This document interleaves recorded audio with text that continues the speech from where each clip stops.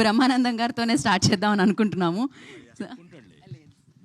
ప్రమాణపూర్తిగా నాకు చెప్పలేదు, ప్రమాణపూర్తిగా నాకు చెప్పలేదు అన్నాను, అంతే వదిలే. హలో, అందరికీ నా హృదయపూర్వకమైన నమస్కారాలు. సహకుటుంబానాం అంటే మన కుటుంబ సభ్యులందరికీ నా హృదయపూర్వకమైన నమస్కారాలు, పాదాభివందనాలు తెలియజేస్తున్నాను. కొంచెం ఎక్స్ట్రాగా ఉన్నట్టుంది కదా డైలాగు, అయినా ఇక్కడ చెప్పాల్సిన అవసరం ఉంది కాబట్టి చెప్తున్నాను. ముఖ్యంగా ఈ సినిమాకి దర్శకుడు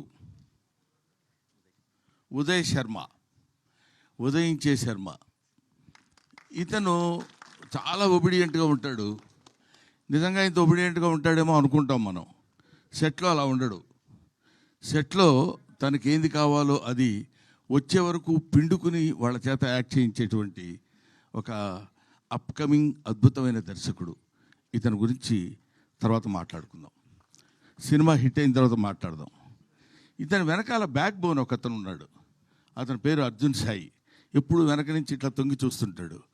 మరి ఇతని దగ్గర ఏ పవర్ ఉందో తెలియదు, కానీ నో, ఈసారి మనం అసలు ఎవరు చెప్పినా వినకూడదు అనుకునేవాడు కూడా అంతెత్తు అలా చూసేవాడు. అలా అలా అలా చూసి చిన్న మెళ్ళు తాడేస్తే వెనకాల పడి వెళ్ళిపోతుంటాం అనమాట. అలా ఇంతమంది ఆర్టిస్టుల్ని, ముఖ్యంగా ఒక లెజెండరీ ఆర్టిస్ట్, చాలామందికి యాక్టింగ్ అంటే ఏంటో చెప్పి నేర్పించినటువంటి మా గురువు గారు రాజేంద్ర ప్రసాద్ గారు. ఈయన అటువంటి నటుల చేత కూడా కావలసిన పద్ధతిలో చేయించుకున్నటువంటి దర్శకులు ఉదయ్ శర్మ, మహాదేవ్ గౌడ్ గారు. దీనికి ఆయన వచ్చారా? మీరేగా. ఇప్పుడు డబ్బులు ఇచ్చారనుకోండి, మీరు అంత మరీ వినయంగా ఎందుకు సార్ ఉంటాం మనం. I wish all the best Nara. నేను అక్కడ ఒకసారి చూశాను, మళ్ళీ నేను ఆ తర్వాత ఇప్పుడే చూడటం, అందువల్ల గుర్తుపట్టలేకపోయాను, ఏమనుకోవద్దు. I wish you all the best. సహకుటుంబానాం సినిమా చాలా చాలా చాలా బాగుంటుందని నేను మనస్ఫూర్తిగా ఎందుకు కోరుకుంటున్నానంటే, ఇప్పుడు చెప్తున్నాను, ఇందులో నా క్యారెక్టర్ చాలా విచిత్రమైన క్యారెక్టర్. 12 గంటలకి అన్నాం అనుకోండి, 12 to 1 గంట వరకు సంతోషంగా ఉంటా, 1 గంట నుంచి 2 గంటల వరకు కోపంగా ఉంటా. అదేంటో మరి అది విచిత్రంగా కంపోజ్ చేశాడు ఆ క్యారెక్టర్. ఆ టైంలో ఎవరైనా వచ్చినప్పుడు వాడు ఏ వార్త తెచ్చినా సరే నా మూడ్ని బట్టి నేను మాట్లాడతాను. భోజనం చేశారండి అన్నాడు అనుకోండి, కోపంగా ఉన్నాను అనుకో, భోజనం చేయకపోతే గడ్డి తింటావా, ఏం మాట్లాడుతున్నావా నువ్వు అంట.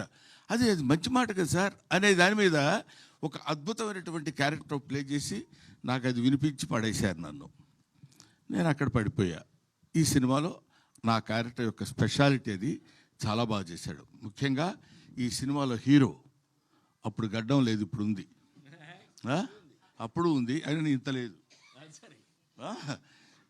ఈయన ఈ కుర్రాడు బేసిక్గా డాన్సర్, ఫాదర్ కూడా డాన్సర్. సో చాలా ఈజీగా ఇంతమంది అతిరథ మహారథులు ఉన్నటువంటి ఈ సినిమాలో తన క్యారెక్టర్ని చాలా ఈజీగా, చాలా అలవోకగా చేస్తూ, దాన్ని ఏమంటారు, మనకి ఎక్కడ ఇబ్బంది కానీ, లేకపోతే దాన్ని ఇబ్బంది పట్టడం కానీ, ఎదుటోళ్ళని ఇబ్బంది పెట్టడం కానీ. ఎందుకంటే బేసిక్గా తెలుగువాడు కాదేమో అన్న డౌట్ నాకు. ఏమండి, కన్నడ కదా, బెంగళూరు తెలుగు వాళ్ళు, అందువల్ల కన్నడ తెలుగు. ఈయన ఈ సినిమాలో యాక్ట్ చేసినటువంటి విధానం నాకు బాగా నచ్చింది. హీరోయిన్ రాలేదా? బాగాలేదు అదే. అందువల్ల హీరోయిన్ ఈయన ఇద్దరు కలిసి ఉన్నటువంటి సీన్స్లో నేను యాక్ట్ చేశాను. నాకు చాలా ముచ్చటగా అనిపించింది. ఈ సినిమా డెఫినెట్గా హిట్ కావాలి, హిట్ అయి తీరుతుందని నేను మనస్ఫూర్తిగా కోరుకుంటున్నాను. అది ఏదో ఇక్కడికి వచ్చి చెప్పేటువంటి మాట కాదు.